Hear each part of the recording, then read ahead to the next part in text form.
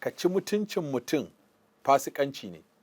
Ka yi rubutu a social media ko ka yi rubutu a jarida ko ka yi faɗa da bakinka ta ko'ina wanda abin ya zama akwai sibab. Abin da ake kira sibab shine tanakkus, duk abin da za ka tauye darajar mutum ko ka ɓata masa suna ko ka ci mutuncinsa ko ka masa shagube ko ka masa gugar zana ko ka masa habaici ko ka zolaye shi ko ka masa jirwaye mai kama da wanka, duk abin da zai taɓa mutuncinsa shi ake kira sibab.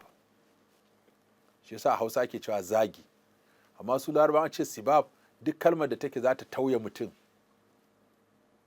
sunanta sibab. Ce dogon banza, gajeren banza, bakin banza, bulelen banza, katon banza, duk wani abu da in ka faɗe shi da nufin cin mutunci sunansa sibab. Kan mu ɗauka cewa sai an ce ashariya, wasu kan fassara sibab da ashariya saboda ba mu da isassun kalmomi a Hausa da suke iya fassara wasu kalmomi a Larabci. So da haka sai muka ga cewa to kalman zagi ita ce dai kalma ta fili ƙarara da za a ci an ci mutuncin mutum.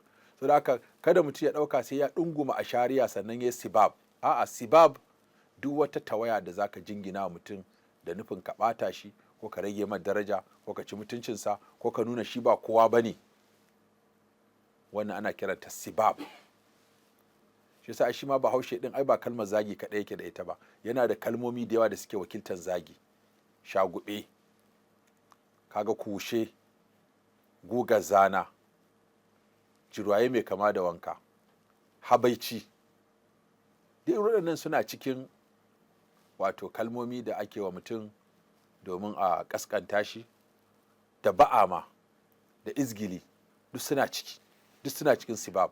To Annabi sai ya tattara waɗanda ya ce fusuk, me yin wannan yana da suna a musulunci, sunansa fasik. Aikin sunansa fusuk, me yinsa sunansa fasik.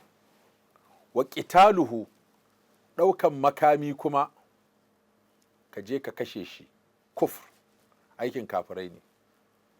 Da haka ba sai ka zama kafiri za ka yi aikin kafirai ba, kana musulmin ka ma za ka iya abin da kafirai za su samu dama abin da za su yi kenan. Kai ga ka matsayinka na musulmi ka kashe ɗan uwanka musulmi, ka rage yawan masallata, ka ƙara yawan zawarawa, ka ƙara yawan marayu.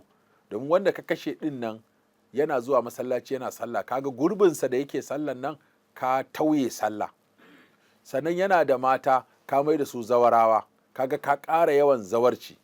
Yana da 'ya'ya ka ƙara yawan marayu, sannan kuma ka rage yawan masallata. Da abin da kai kwaya ɗin nan shine qital. To kaga abin da kafiri zai so shi ma kenan, a ce matsala ta ƙaru a cikin musulmi, zawarawa sun ƙaru, marayu sun ƙaru, masallata sun ragu.